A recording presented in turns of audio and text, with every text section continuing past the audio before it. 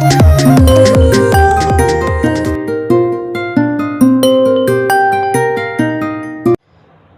friends, today I am going to teach you a very beautiful love poem, Thinner Than a Crescent, which is written by one of the most famous poet, Vidyapati, who was born in Madhubani in Bihar.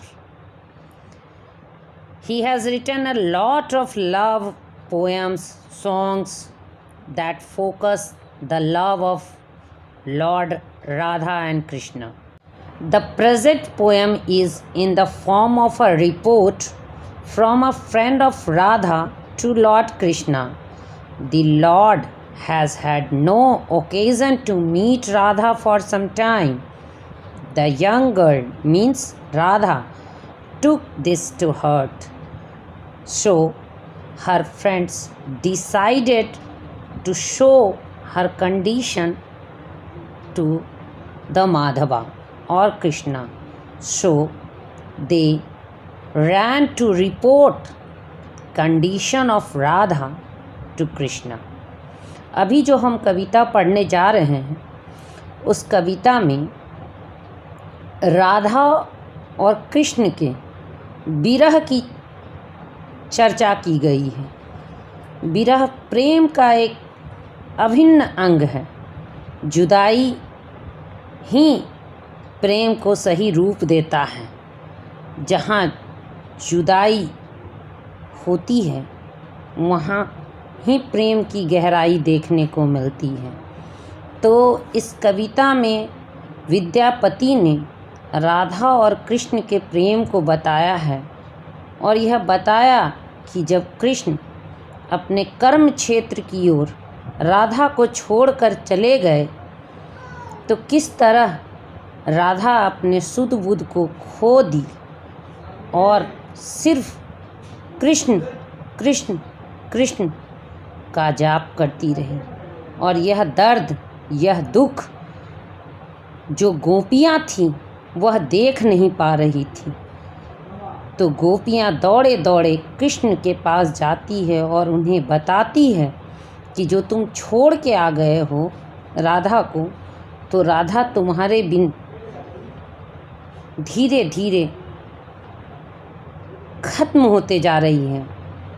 जैसे आसमान में उगा हुआ चंद्रमा रोज़ थोड़ा थोड़ा कटता है और एक दिन कटकर पूरी तरह समाप्त हो जाता है, उसी तरह से राधा भी रोज़ धीरे धीरे कट रही है। ऐसा ना हो माधव कि आपकी जुदाई में वह पूरी तरह से समाप्त हो जाए। इसे ही विद्यापति ने कविता का रूप दिया है। Now I am going to start the poem. Her tears scrubbed a river and she browsed on its bank, hurt and confused. गोपियाँ कृष्ण के पास जाती है और कृष्ण को बताती हैं कि हे कृष्ण, आप देखो, राधा को देखो। चूँकि वो भगवान थे, वो दूर से देख सकते थे, इसलिए उन्होंने कहा कि हे कृष्ण, आप राधा को देखो। और राधा को जब आप देख रहे हो तो वो आपको लग रहा है कि वह एक नदी के किनारे बैठी है। नहीं, राधा आपके विरह में उस जगह बैठकर रोते रोते एक नदी का निर्माण कर दी है और उस नदी रूपी आंसू में वह बैठी हुई है और वह इतना हर्ट है, इतना दुखी है, इतना कंफ्यूज है कि उसे कुछ समझ नहीं आ रहा है। मतलब जिस समय आपने उसे छोड़ा वो वहाँ बैठे बैठे आंसू का नदी बना दी है और उस नदी में बैठकर उसे समझ नहीं आ रहा है कि उसे क्या करना है। Now the next stanza. You ask her one thing, she speaks of other, her friends believe that joy may come again, at time they vanish hope and case to case।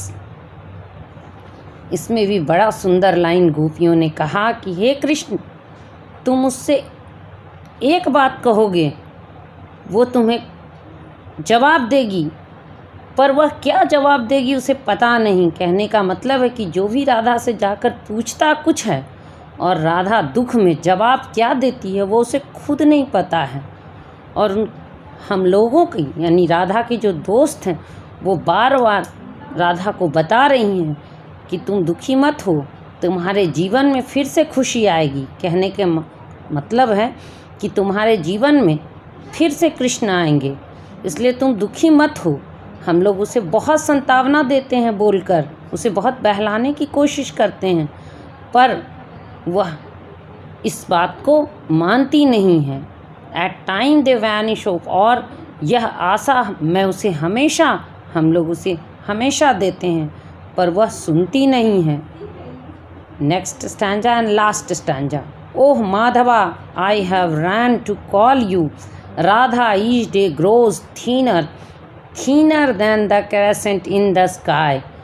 वही गोपियाँ बोलती है कि हे माधव, हम लोग राधा की इस स्थिति को देखकर बहुत ही दुखी हैं, इसलिए हम लोग यहाँ दौड़े आए हैं। कहने का मतलब है कि हम लोग व्याकुलता के साथ आपके पास आए हैं, बुलाने के लिए आए हैं, आपको बताने के लिए आए हैं कि आपके विरह में राधा रोज रोज चंद्रमा की भांति कटते जा रही है। जैसे आसमान में चंद्रमा रोज कटता जाता है, उस तरह से राधा आपके विरह में कटते जा रही है।